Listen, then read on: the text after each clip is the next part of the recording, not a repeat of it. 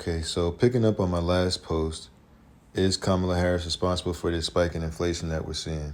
Some people said yes, it's her fault. Other people said it's not Kamala's fault, it's Trump's fault. I figured the easiest thing to do would be to compare their numbers. February 5th, Kamala breaks the tie that allows them to add the $1.9 trillion to Trump's COVID plan. March 4th, the Senate voted 50-50 on a motion to proceed with debate on the American Rescue Plan Act of 2021. Harris broke that tie. 7 days later, Joe Biden signed the American Rescue Plan into law.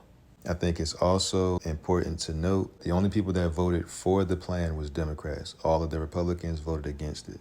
If the American Rescue Plan has anything to do with the spike in inflation, we should see that around March 2021.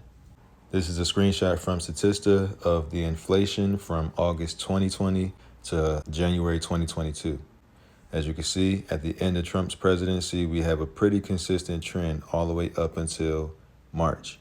March 2021, we see a spike. It goes to 2.6, and then it goes up and up and up and up. So do we see a spike in inflation at the exact time that the American Rescue Plan is passed?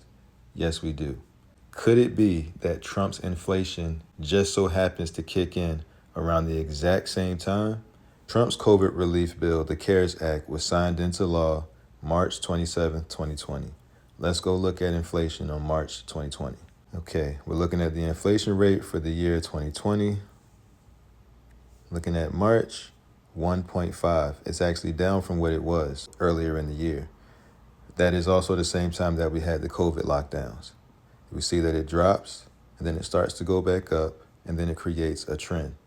Looking at the next year, you see that trend continues up until when Joe Biden takes office. It goes up slightly in February, and then in March it spikes, and then it spikes through April and all the way through till December. We see the spike in March. If that's how these bills work, where it takes a year for it to kick in, let's look a year into the future for Biden then. Here we are, 2022. Look at March, 8.5. Do you think it's a coincidence that Biden's numbers spiked at the same time that he passed his COVID bill, which was $1.9 trillion, a bill that, as I mentioned in the other video, Larry Summers said was too big?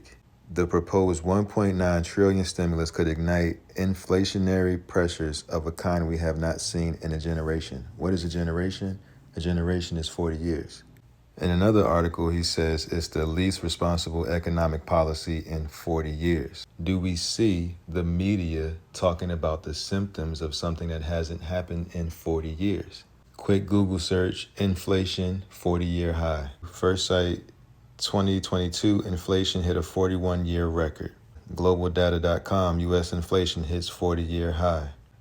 Bureau of Labor Statistics says consumer prices up 9.1%. And as you can see in the little description snippet there, it says largest increase in 40 years. CNN, U.S. inflation hits 40-year high in June, right?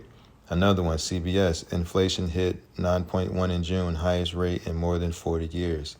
AP News, U.S. inflation at near 40-year high as price increase. Politico, U.S. inflation reached a new 40-year high.